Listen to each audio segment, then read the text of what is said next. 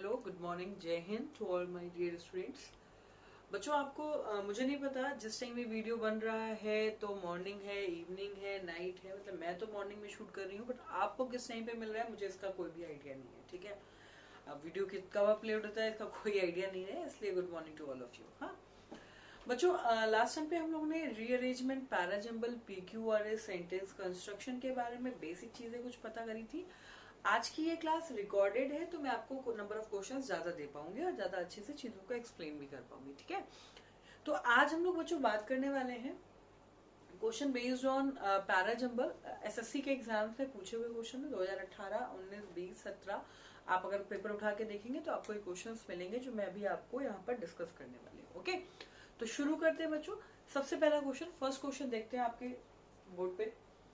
बच्चों, first question लिखा है, when we can't laugh at the same joke again why should we cry over the same problem. मैंने आपको बताया था जब भी कभी रीअरेंजमेंट या पैराजंबल का क्वेश्चन करते हैं तो हम अपने पैसेज पे ना जाके अपने क्वेश्चन के आंसर्स पे जाते हैं। ये ट्रिक होती है, एग्जाम में हमें नंबर ऑफ क्वेश्चन ज्यादा करने होते हैं, टाइम पीरियड कम होता है।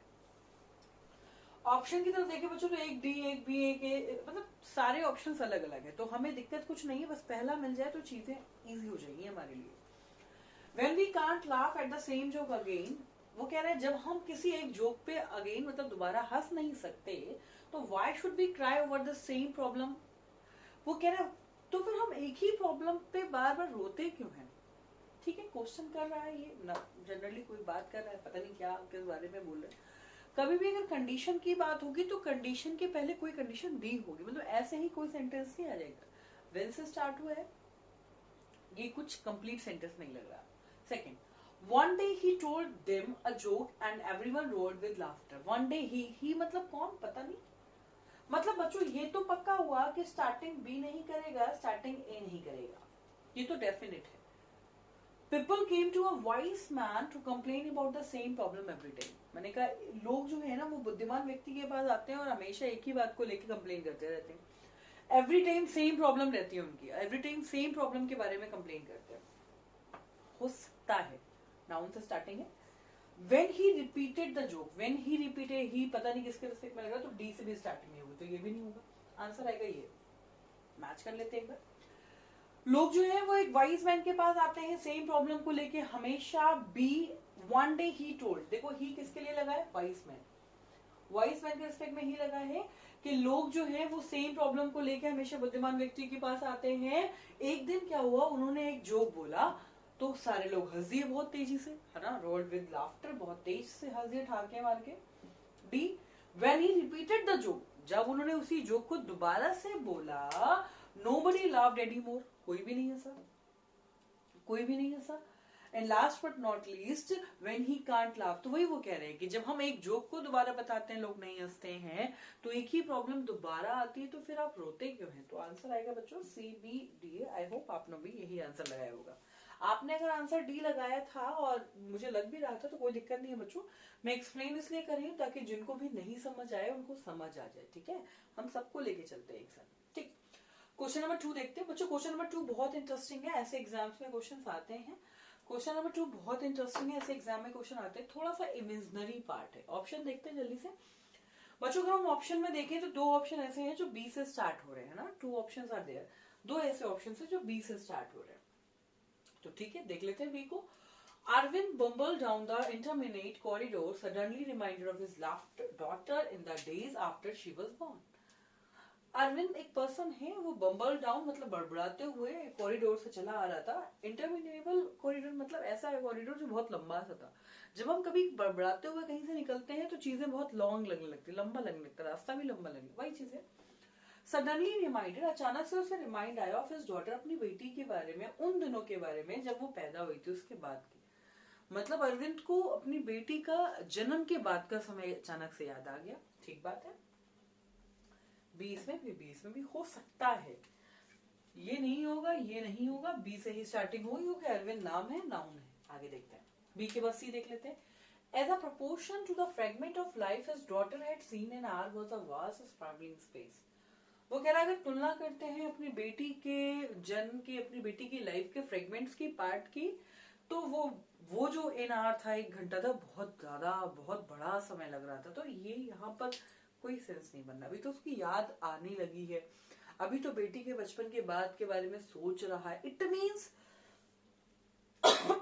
सॉरी, इट मीन्स ये भी नहीं होगा बच्चों। आंसर तो सेकंड आएगा, BADC। देख लेते हैं एक बार।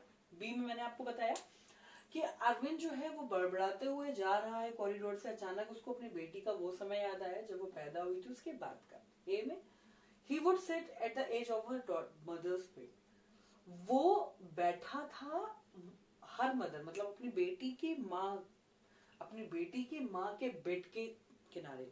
बेटी की माँ मतलब उसकी पत्नी हुई, ऑब्वियस सी बात है। वो याद कर रहा है उस बेटी के जन्म के समय की बात याद कर रहा है। तो वो बैठा था बेड के साइड में, अपनी वाइफ के बेड के साइड में बैठा था और स्टेयर कर रहा था हर क्रिब, मतलब उसका खटोला, पालना देख रहा था। स्टेयर मतलब किसी चीज को ध्यान से देखना, ठीक है। आगे देखते हैं।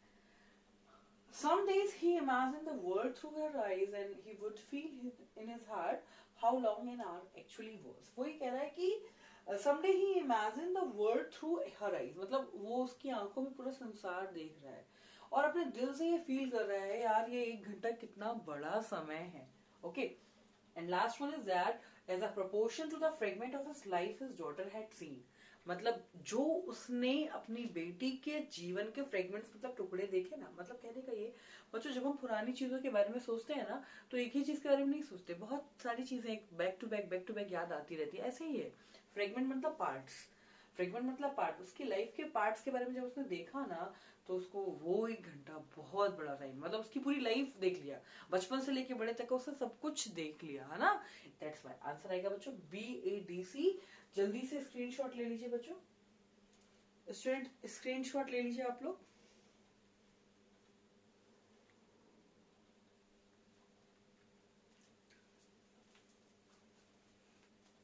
स्टूडेंट नेक्स्ट क्वेश्चन की तरफ आते हैं, 3rd नंबर के क्वेश्चन की तरफ आते हैं बच्चों। 2 क्वेश्चन अभी हम लोग डिस्कस कर चुके हैं, 3rd नंबर का क्वेश्चन देखते हैं।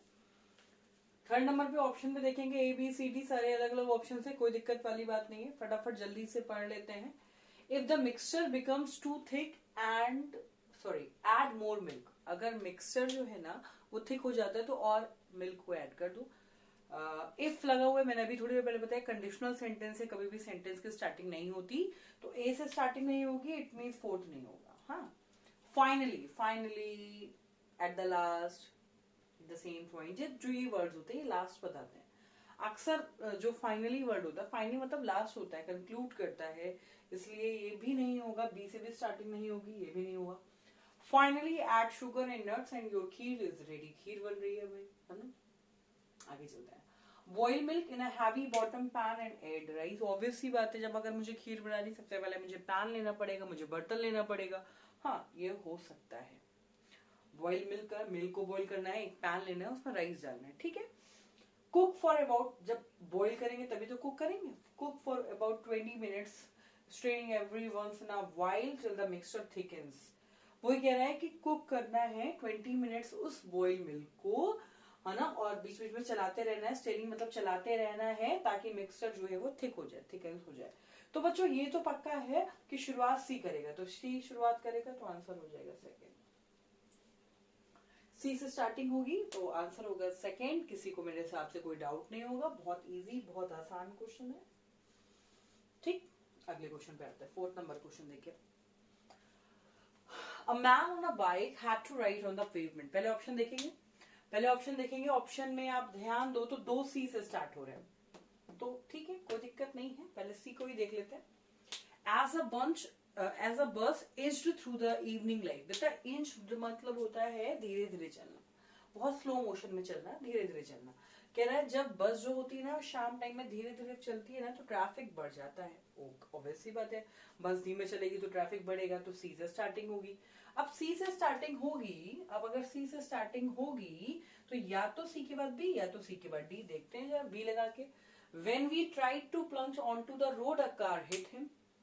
When we नहीं, सॉरी यहाँ पे when he होना चाहिए, when we नहीं, यहाँ पे when he होना चाहिए बच्चों। मैंने कहा when he tried, जब उसने ट्राइड किया। ही कौन, पता नहीं, ही पता नहीं कौन की बात हो रही, किसकी बात हो रही, मुझे नहीं पता ना, तो सी के बाद बी नहीं आएगा, फिर आंसर आएगा सी डी। क्योंकि शाम टाइम में बस जो है ना वो बहुत धीरे धीरे मोशन में चलती है, तो ट्रैफिक लग जाता है, तो वहां पर कोई भी स्पेस नहीं रहता है रोड पे, बिल्कुल भी स्पेस नहीं रहता है रोड पे। तो ठीक बात है, सी के बाद डी आया। उसके बाद क्या है, एक मैन जो था ना, तो उसको क्या करना पड़ा, अपनी बाइक जो है वो पेवमेंट पे मतलब फुटपाथ पे चढ़ानी पड़ी। आपने देखा होगा जब काफी ट्रैफिक हो जाता है तो जो बॉयज होते हैं जनरली वो शॉर्टकट में पेवमेंट पे फुटपाथ पे गाड़ी चलाते, सिग्नल पे चलाते, अपना चलाते रहते, शॉर्टकट से बांटते। तो वही कह रहा है कि एक मैन जो था ना, उसे अपनी बाइक चढ़ानी पड़ी, हैड टू डू दिस, है ना, हैड टू राइड। राइड बच्चों याद रखना, 2 व्हीलर को राइड करते हैं, 4 व्हीलर को ड्राइव करते हैं, ठीक, तो ध्यान रखना, राइड 2 व्हीलर को करते हैं, तो बाइक है तो 2 व्हीलर ही है, तो राइड हुआ। When he tried to plunge onto the road, जैसे ही उसने कोशिश करी कि अब लाओ, मतलब थोड़ा सा रश कम हुआ, अब लाइए अपनी बाइक को, मैं थोड़ा रोड पे ले आता हूँ, अ कार हिट हिम, एक कार ने उसे हिट कर दिया। आंसर आएगा C D A B. I hope आपको मेरी बात समझ आई होगी बच्चों। स्क्रीनशॉट ले लीजिए, take a screenshot.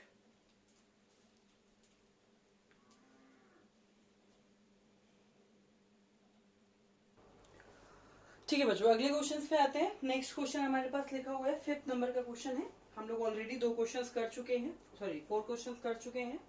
Next question पे आते हैं बच्चों। अगला क्वेश्चन जो है ना, वो लिखा हुआ है, ऑप्शन देखो जरा, 2 बी से स्टार्ट हो रहे हैं, एक सी से और एक ए से। इट मींस स्टार्टिंग बी करके देख सकते हैं हम लोग, है ना।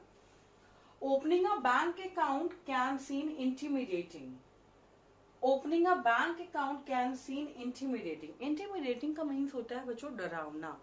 डरावना मतलब कुछ लोगों को जैसे बोल रहा है कि बैंक में अकाउंट खुलाना, ओपन करना बहुत ही इंटिमिडेटिंग होता जा रहा है, मतलब थोड़ा सा बुरा लगता है, थोड़ा सा डर लगता है।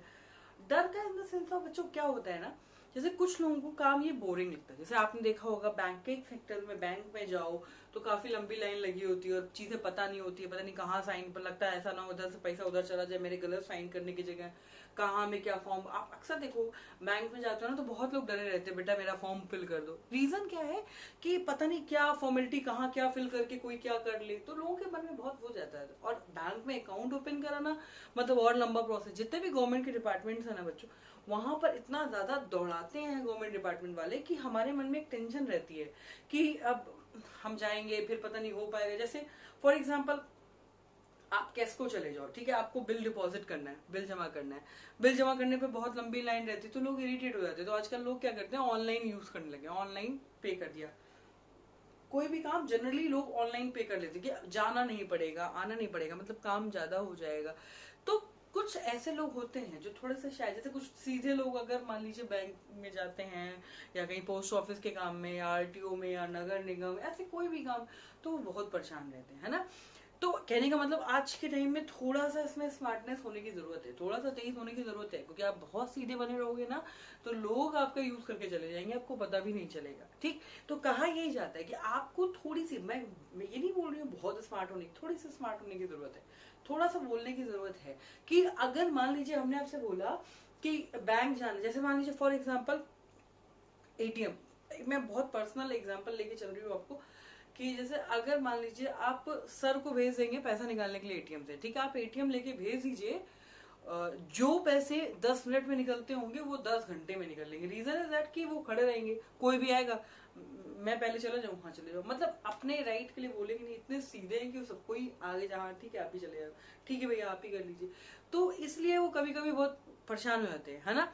ट्रेन में वो चलते हैं, अगर उनकी खुद की बर्थ है और कोई अगर आगे कहते किसको उधर, तो वो आराम से खिसक जाके बैठ जाएंगे। रीजन क्या है कि वो बहुत ही एडजस्टिंग है, बहुत सीधे हैं, है ना। उसी जगह उल्टा मेरा, है ना, अगर मेरी बात करिए, मेरी बर्थ है और कोई आके मुझसे बोले खिसक जाओ, क्यों खिसके, मतलब एक टर्न है, अपना अपना बोलने का वो है, ठीक है। अगर मैं कैश को जा रही हूँ, मैं बिल जमा कर रही हूँ, तो मेरा नेचर अलग है, तो वो थोड़ा शाय नेचर की, सीधे, तो सीधे लोगों की थोड़ा सा यहाँ पर, इसीलिए उनको डर लगता है बैंक में ओपन करने में, उनको इसीलिए डर लगता है कि जाएंगे परेशान हो जाएंगे। तो वही चीज वो बोल रहा है कि opening a bank account can seen intimidating, आज के टाइम में थोड़ा सा इंटिमिडेटिंग लगता जा रहा है, ठीक है बच्चों। शुरू तो बी करेगा, मतलब ये नहीं होगा और ये भी नहीं होगा।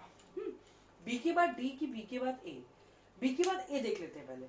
Once the formalities are done, एक बार फॉर्मेलिटीज हो गई ना, you can start using your account. अभी तो कह रहे हैं कि डर लगता है, और अब कह रहे हैं फॉर्मेलिटीज ऐसे ही हो गई, तो ये रिदम ही नहीं बन रहा है, ये गलत है। बी के बाद डी ही आएगा, देख लेते हैं। Fortunately most banks follow a standardised, देखो बच्चों स्टैंडर्डाइज्ड प्रोसेस क्या होता है, आधुनिक प्रोसेस। आज के हिसाब से कुछ बैंक ऐसी होती हैं जो आज के अकॉर्डिंग प्रोसेस फॉलो कर रही है। आज के अकॉर्डिंग मतलब मानवीकृत लोगों के सुविधा के हिसाब से, जैसा आपको कंफर्ट, जैसे आपने देखा होगा डिपॉजिट में बहुत लंबी लाइन लगती थी। अब कुछ बैंक्स की अपनी डिपॉजिट मशीन बनी हुई है, जैसे SBI ले लीजिए, PNB ले लीजिए, एक्सिस बैंक ले लीजिए। मतलब उन्होंने अपनी डिपॉजिट मशीन भी, आपको अंदर नहीं जाना है, बाहर ही आप बैंक में ना जाके आप उसी ATM मशीन जैसे डिपॉजिट मशीन है, आप वहां पैसा जमा कर सकते हैं। कभी कभी देखो चेक लगाने में लोगों की लंबी लाइन लगती थी, अब चेक लगाने का ही प्रोसेस भी मशीन से हो जा रहा है। पासबुक में एंट्री में देखा होगा काफी जो बूढ़े लोग हैं जिनकी पेंशन आती है वो बहुत परेशान रहते हैं, एंट्री करा दो एंट्री करा दो। अब उन्होंने क्या किया, वो मशीन लगी रखी हुई है ना कि आप जाइए और एंट्री बाहर खुद से कर सकते हैं। तो कुछ चीजें हमारे कस्टमर्स के अकॉर्डिंग करने लगी। कुछ बैंक्स ऐसी हैं जैसे अब आपको एक अकाउंट ओपन कराना है, अगर आपको अकाउंट ओपन कराना है तो आप किसी बैंक जाएंगे, फॉर्म फिल करेंगे, करेंटर चाहिए, नहीं कुछ नहीं चाहिए। जैसे SBI में क्या, आप अकाउंट खुलाने जाएंगे, आपको बोलेंगे एक ऐप डाउनलोड करिए, उसमें अपनी सारी डिटेल फिल करिए और एक OTP आएगा, वो OTP लेके यहाँ आ जाइए, मैं आपको चेकबुक पासबुक जो भी है वो आपको। तो कहने का मतलब क्या हुआ कि चीजें कस्टमर्स के अकॉर्डिंग कर लिया। तो वही कह रहे हैं कि अच्छा है, फॉर्चुनेटली मतलब सौभाग्य से कुछ बैंक ऐसी है जो सेंट्रलाइज प्रोसेस को फॉलो कर रही है, मतलब थोड़ा सा मॉडर्न प्रोसेस को फॉलो करें, ठीक है। Getting your account open is just a matter of providing certain detail and funding your account। मतलब वो कह रहा है बस कुछ नहीं करना, अगर आपको अकाउंट ओपन करना है तो आपको कुछ थोड़ी सी डिटेल्स अपनी देनी होगी, सर्टेन डिटेल्स देनी होगी और फंडिंग चाहिए होगी, आपके अकाउंट में हो जाएगा, ठीक। Once the formalities are done, कौन सी फॉर्मेलिटीज, यही वाली फॉर्मेलिटी, डिटेल्स दे देंगे और ये कर देंगे और your account and save time and money. तो आपका टाइम भी बच जाएगा और मनी भी बच जाएगी ना। जैसे आपने देखा होगा कुछ बैंक के ग्राहक सेवा केंद्र बन गए है ना, कि बैंक में बहुत भीड़ ना हो तो आप 35,000 रुपए तक आधार कार्ड से बाहर निकाल सकते हो। तो इस तरीके की फैसिलिटीज बैंक्स प्रोवाइड करती है, सारी नहीं करती, अपना इंडिविजुअल जो भी करते हैं, ठीक। तो इस तरीके का ये क्वेश्चन था बच्चों, उसका सीक्वेंस आएगा BDCA। Correct answer will be BDCA। I hope आप लोगों को भी आंसर यही लग रहा होगा, ठीक। क्वेश्चन नंबर 6 देखते हैं। नेक्स्ट क्वेश्चन देखेंगे बच्चों, देखिए जरा एक बार आप सोचिए, क्वेश्चन नंबर 6 देखिए। 6 में आपके अकॉर्डिंग आंसर क्या होगा। ऑप्शन अगर हम देखते हैं बच्चों तो दो ऐसे ऑप्शन हैं जो B से स्टार्ट हो रहे हैं और दो ऐसे ऑप्शन हैं जो A से और एक D से स्टार्ट हो। पहले B को बेस लेके चलेंगे हम लोग। Kanyakumari is a coastal town in the state of Tamil Nadu on India southern tip. Kanyakumari is a coastal town in the state of Tamil Nadu. Tamil Nadu का कन्याकुमारी कोस्टल टाउन है जो कि इंडिया का सदर्न टिप है। सदर्न टिप मतलब दक्षिणम बिंदु, दक्षिणम बिंदु। साउदर्न नहीं पढ़ते, कुछ लोगों से साउथर्न पढ़ देते, नहीं पता, सदर्न पढ़ते हैं ना, सदर्न। तो वही कह रहा है कन्याकुमारी एक टाउन की बात हो रही है, ठीक है। तो बच्चों शुरू तो B करेगा क्योंकि B एक नाउन है और कन्याकुमारी एक टाउन की बात हो रही है, ये होगा नहीं, ये होगा नहीं। ऑप्शन या तो BDAC या तो BCDA। एक बार BC लगा लेते हैं पहले। It is also a noted, it is also a noted. बच्चों ऑल्सो अ नोटेड, ऑल्सो मतलब भी तभी आएगा जब ऑलरेडी कोई बात करी जा चुकी होगी। इसका मतलब ये हुआ, इसका मतलब ये हुआ किसी से शुरुआत नहीं करेगा, मतलब आंसर ये भी नहीं होगा, आंसर आएगा थर्ड आएगा एक बार, लेकिन हम लोग क्लैरिफाई करेंगे फिर भी। Kanyakumari is a coastal town the state of Tamil Nadu और India southern tip. Jutting out into the Lakshadweep Sea, the town was known as a Cape Comorin during the British rule। वो कह रहा है कि जो कन्याकुमारी टाउन है ना, ये लक्षद्वीप सी के, मतलब लक्षद्वीप सी के, लक्षद्वीप समुद्र के बाहरी हिस्से में है और ये टाउन को इस नाम से जाना जाता है, केप कैमोरिन के नाम से जाना जाता था ब्रिटिश रूल के समय में, ठीक है। अच्छा देखो बच्चों, बी के बाद डी इसलिए भी सही हो जाता है क्योंकि यहाँ पे भी टाउन की बात हो रही है और यहाँ पे भी टाउन की बात हो रही है, चीजें आप मिला सकते हैं, ओके। आगे लिखा हुआ है BD के बाद A। It is a popular tourist spot, ये बहुत ही पॉपुलर स्पॉट है और यहाँ पर लोग देखने आते हैं सनसेट और सनराइज ओवर द ओशन। हाँ ठीक बात है, समुद्र के ऊपर होता है ना सनसेट सनराइज, बड़ा मानते हैं लोग, देखना पसंद करते हैं, वो चीज देखने आते हैं। It is also a noted, it is मतलब कन्याकुमारी। इस स्पॉट को लोग देखने आते हैं सनसेट और सनराइज। इसके अलावा वो कह रहा है कन्याकुमारी जो है ना वो ऑल्सो नोटेड पिलग्रिमेज साइट, मतलब तीर्थ स्थान भी है, थैंक्स टू इस भगवती अम्मा टेम्पल। एक भगवती अम्मा का टेम्पल है यहाँ पे, बहुत फेमस है। And Our Lady of Ransom Church, a centre of Indian Catholicism. देखो बच्चों कैथोलिसिज्म मतलब अगर बात करें हम यहाँ पर, ये बात हो रही कैथोलिक, आपने सुना होगा ईसाई धर्म का होता है, क्रिश्चियन से रिलेटेड होता है। वो ये आपसे कह रहा है कि एक तो यहाँ पे भगवती अम्मा का टेम्पल है, इसके अलावा एक रैनसम चर्च है। एक रैनसम चर्च है, रैनसम मतलब फिरौती भी होता है ना। एक रैनसम चर्च है जो कि एक ईसाई धर्म का केंद्र बिंदु है ना। इंडियन कैथोलिक, जैसे आपने देखा होगा हिंदू मानते, जैसे मान लीजिए राम मंदिर को, तो वो उनका एक धर्म हो गया है ना। सिख मानते हैं, मान लीजिए अमृतसर में स्वर्ण मंदिर, वो उनका धर्म का केंद्र बिंदु हो गया। इसी तरीके से तमिलनाडु में जो चर्च है, रैनसम चर्च है, वो क्रिश्चियंस का मतलब रिलीजन का सेंटर है। वही कह रहा सेंटर ऑफ इंडिया। तो इस तरीके से बच्चों इट के बाद ये भी AC आएगा, आंसर आएगा BDAC। आई होप आपको मेरी बात समझ आई होगी। स्टूडेंट्स की जितनी ज्यादा, मुझे नहीं पता आपको ये वीडियो कब मिल रहा है, आपको ये वीडियो कब प्रोवाइड हो रहा है, मुझे इसके बारे में कोई भी आइडिया नहीं है। बट जब भी आपको ये वीडियो मिल जाएगा देन आफ्टर मैं आपको PDF प्रोवाइड कर दूंगी। इंग्लिश की क्लासेस में एक्चुअल में होता क्या है ना कि सारी चीजें लिख के बतानी होती है ना। मैथ्स में क्या है, मैंने क्वेश्चंस आपको बता दिया। इंग्लिश में चीजों को, वीडियो को एडिट बहुत करना पड़ता है, इसलिए मेरी क्लास थोड़ा सा, जो रिकॉर्डेड वीडियोस होते हैं वो आपको तुरंत नहीं मिल पाते है ना। क्वेश्चन लिखने का टाइम एडिट कर दिया जाता है, रब करने का टाइम। अच्छा, अक्सर लोग देखते होंगे बोर्ड साफ करते तो बोल देते रफ कर दिया, रफ नहीं होता, इट इज रब। कभी भी किसी चीज की सरफेस को टच करते हुए कोई चीज करते हैं ना तो वो रब करते हैं है ना, रफ नहीं करते। अक्सर मैंने सुना है लोग बोलते हैं रफ कर दे, रफ तो बेकार होता है, रफ मतलब बेकार, रब है ना। अच्छा एक चीज और, अभी मेरे मतलब माइंड में एकदम से क्लिक किया, आप लोग में से कुछ ऐसे स्टूडेंट्स हैं, अभी मैं थोड़ी देर पहले पढ़ भी रही थी, उन्होंने एक जगह वर्ड डिस्कस किया था, स्पेस। ये नाउन का एक पार्ट है, स्पेस, रूम और प्लेस, इन तीनों वर्ड्स के बारे में हम लोग डिस्कस करेंगे। स्पेस, प्लेस और रूम। बच्चों स्पेस क्या होता है, प्लेस क्या होता है, रूम क्या होता है। रूम मतलब कमरा होता है, वो छोड़ दो, उसके अलावा बात करते हैं। आपने अक्सर नोटिस किया होगा, जैसे अगर मान लीजिए हम किसी बाइक पे बैठते हैं, जनरली 2 लोग बैठ सकते हैं अच्छे से, ठीक। हाँ, 2 लोग बाइक पे अच्छे से बैठ सकते हैं, कोई इमरजेंसी है 3 बैठ जाएंगे भाई। आपने देखा होगा होली के टाइम में किसी बाइक पे 5-5 बैठते हैं, 4-4 बैठते हैं, एडजस्ट होते हैं। कभी कभी कहीं बात फट जाती, कहीं लोग आ रहे हैं, एक गाड़ी खराब हो गई, दूसरी गाड़ी में एडजस्ट होते हैं लोग, एडजस्टमेंट की बात है। मेरा कहने का मतलब ये हुआ कि जैसा आपने बोला कि there is no place for me on this bench, इस बेंच में मेरे लिए प्लेस नहीं है। याद रखना बच्चों एक बात, हमेशा जब किसी पर्सन की बात होती है और वो अपने रिस्पेक्ट में थोड़ी सी जगह चाहता है जिसमें वो एडजस्ट हो सके, तो वो रूम होता है ना। पर्सन अपने रिस्पेक्ट में हमेशा रूम वर्ड यूज करता है, ध्यान रखेंगे इस बात को। रूम मतलब थोड़ी सी स्पेस जहां पर आप अपने आप को एडजस्ट कर सको। जैसे आपने देखा होगा, मान लीजिए हम कहीं घूमने जा रहे हैं, फॉर एग्जाम्पल लास्ट मोमेंट में मेरा भी प्रोग्राम बन जाता है, मैं भी चलूंगी है ना, 11th आवर में डिसाइड होता है कि मैं भी चल रही हूँ। अब जब मैं भी चल रही हूँ, आपने कहा मैम मेरी तो टिकट है, आपकी टिकट नहीं है, चले कोई नहीं, एक टिकट में हम 2 एडजस्ट करेंगे। कैसे एडजस्ट करेंगे, आप बैठोगे तो मैं खड़ी रह जाऊंगी, मैं खड़ी होंगी तो आप बैठ जाओगे, ऐसा ही तो करेंगे है ना। मान लीजिए आपने कोई 4 व्हीलर खरीदी, आपने कहा मैम वृंदावन जा रहे हैं, आप भी चलेंगी, मैंने कहा ऑफकोर्स चलूंगी। अब गाड़ी आ गई, मैं आई और मैं अपने साथ 2-3 लगेज बैग लेके आ रही हूँ, ट्रॉली बैग लेके आ रही हूँ, तो आपने कहा मैम 2 दिन के लिए जा रहे हैं, इतना सामान ले जाने की रिक्वायरमेंट नहीं है। रीजन क्या है बच्चों, गाड़ी में मैं एडजस्ट हो जाऊंगी, घर की बात है भाई, बच्चे को गोद में लेके ऐसे आगे पीछे होकर एडजस्ट होते हैं कि नहीं होते, लेकिन सामान कहाँ एडजस्ट कर देंगे। ब्रीफकेस तो अपनी जगह लेगा ही लेगा, सामान को एडजस्ट नहीं किया जा सकता। इंसान एडजस्ट हो सकता है। हम लोग पहले के टाइम में नहीं ऑटो में जाते थे, तो ऑटो में जाते थे क्या होता था, आगे पीछे होके बैठ जाते थे है ना। मम्मी लोग इतने बड़े आते थे, किराया ही नहीं देती थी, नहीं अभी तो चलेगा, अभी ऐसे ही बैठ जाओगे, अरे हम बैठा लेंगे अपनी गोद में। एडजस्टमेंट, पर्सन एडजस्ट कर सकता है, ठीक है, ध्यान रखना, पर्सन एडजस्ट कर सकता है, इंसान एडजस्ट कर सकता है, वो अपने प्लेस को एडजस्ट कर सकता है। तो रूम, फॉर एग्जाम्पल मैं कानपुर में रहती हूँ, कोई मेरे गाँव से यहाँ पे तैयारी करने आ रहा है IIT की या किसी गवर्नमेंट सेक्टर की, उन्होंने कहा दीदी तो रहती है कानपुर में, नहीं क्या रुक जाना। अब वो भैया रुकने तो आगे, साथ में अपना बेड ले आए, फ्रिज ले आए, टीवी ले आए, तो क्या रुक पाएंगे।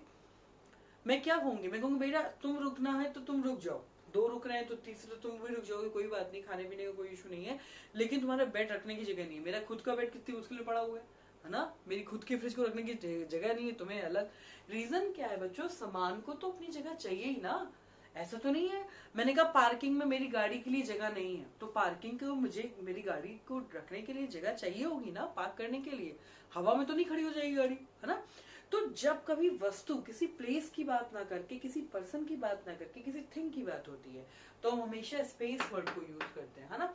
जैसे मान लीजिए ब्रीफकेस आप फिल कर रहे हैं, भरते जा रहे हैं, कभी कभी नहीं भरता है सामान, तो हम लोग उस पर चढ़ जाते हैं, तब बंद करते हैं, बंद हो जाता है। कभी कभी क्या होता है, उतरते हैं तुरंत खुल भी जाता है ना। मतलब बिल्कुल भी जब जगह नहीं होती तो स्पेस, जैसे मैंने कहा कि हम दोनों साथ में कहीं घूमने चल रहे हैं, मैंने कहा यार मेरा एक पर्स भी रख लो अपने बैग में, बिल्कुल भी मैम स्पेस नहीं है मेरे बैग में, है ना, स्पेस नहीं, there is no space in my bag for your purse, है ना, आपके पर्स के लिए मेरे बैग में बिल्कुल भी स्पेस नहीं है। तो वस्तु के लिए थोड़ी सी जगह के लिए स्पेस लगता है, प्लेस काफी बड़ी जगह के लिए लगता है।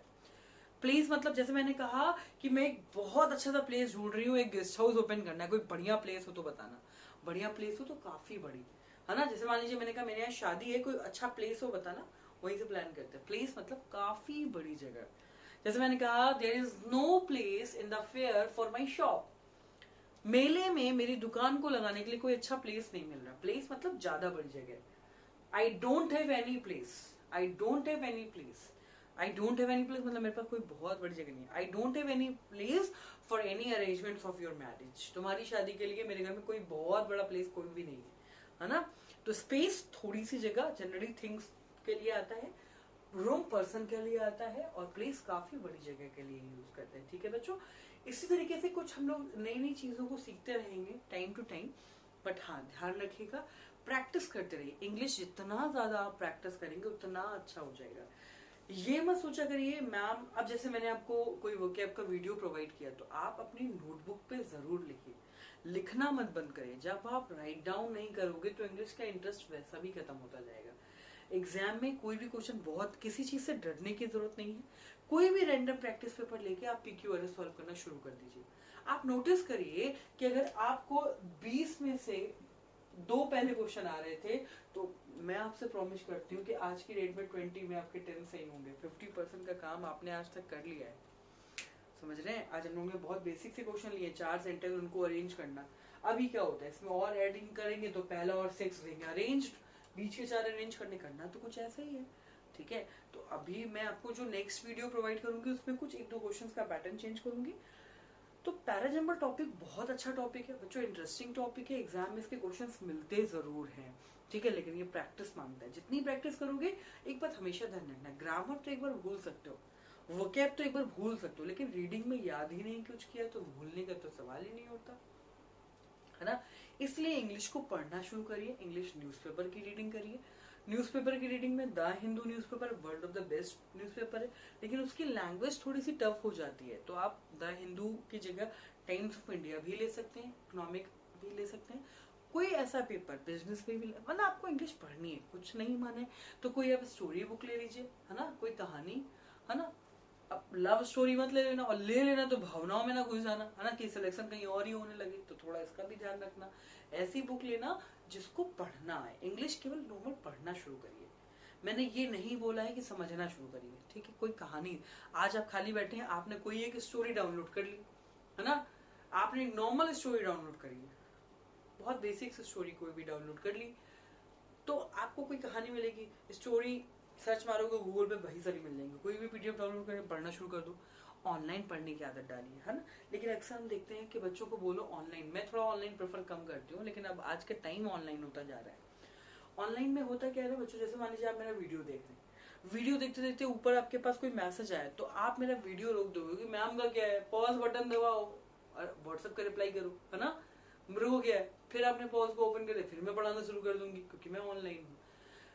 ऑनलाइन में ये चीजें होती है, ऑफलाइन में आपको लगता है यार मिस हो जाएंगी चीजें, आप पानी पीने तक नहीं जाते हो, लेकिन ऑनलाइन में आप ऐसा नहीं सोचते। तो आपको जब अटेंशन देना है अपने मोबाइल फोन्स पे तो पॉजिटिव जगह के लिए दीजिए। मैंने क्या कहा, स्टोरीज पढ़िए, खाली टाइम पे स्टोरीज पढ़िए, डाउनलोड कर लीजिए, पढ़ना शुरू कर दीजिए।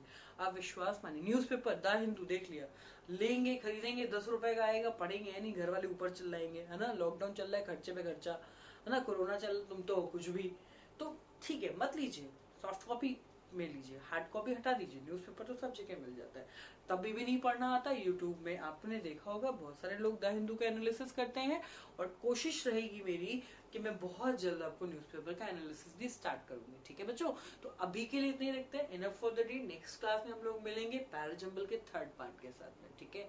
तब तक के लिए ठीक है, keep watching, okay, thank you so much, जय हिंद।